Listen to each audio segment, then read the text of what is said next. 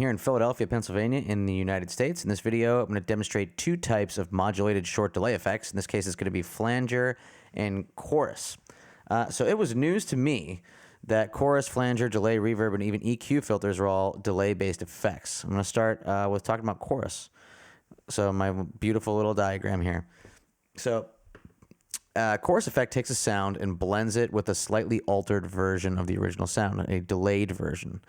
So by using a short delay, it's so short, in fact, that it creates a subtle shift in pitch, and we then perceive multiple voices, such as a chorus of people, or as we hear in the higher strings of a 12-string guitar, like B and the E string.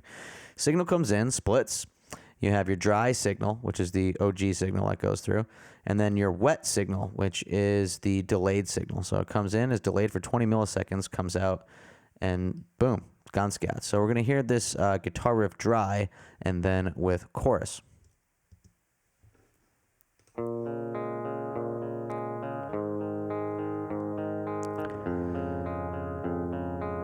Okay, and then we're going to introduce the chorus, which is set for a 20 millisecond delay. And it gives it that kind of multiple voice effect, kind of an underwater kind of feel.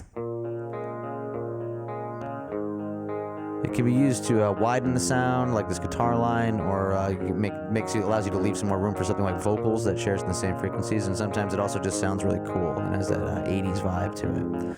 And just to highlight the similarities between it, I recorded another take of that same guitar. So I'm going to show you what it sounds like with the chorus on, and then what it sounds like with a kind of natural chorus that occurs in what do you want to call it, nature.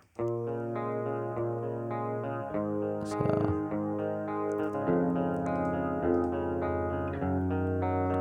you can hear it a little bit in there. It kind of has the same effect of these two going through. So another type of short modulated delay is a flanger. So a flanger is a short delay effect. Now, if you're familiar with the flanger, let me ask you to remove the motion aspect of a flanger from your mind. We're going to get to that in a second.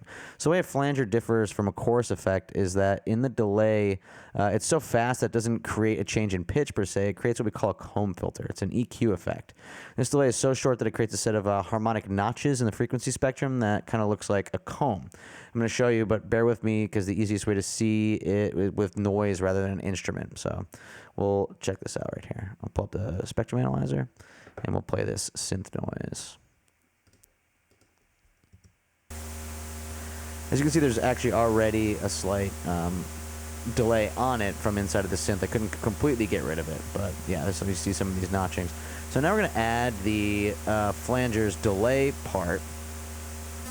And you can immediately see these notched out comb filter that happens there. So it's kind of the same thing that happens in a wah, everything like that. So I'm going to get rid of that noise for you.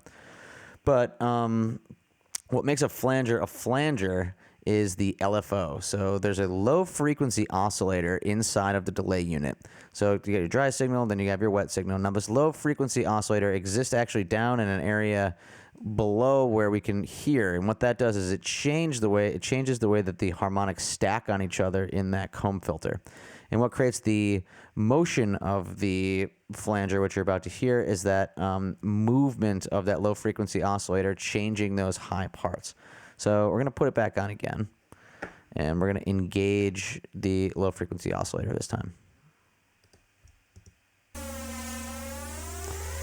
And as you can see, what's being changed over here, where you can't even see it on the spectrum analyzer, it creates this wave that fires up and down the comb filter, changing that whooshing noise, that rocket ship kind of taking off. So to give a musical context, we'll engage the flanger on that same guitar line from before.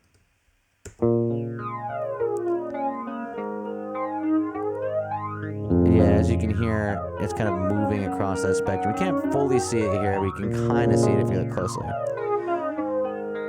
Yeah, there we go. And it's all being created by this low frequency oscillator that we can't even hear over here. Super fascinating. I'd highly recommend looking it up. And so thank you so much for watching. Bye.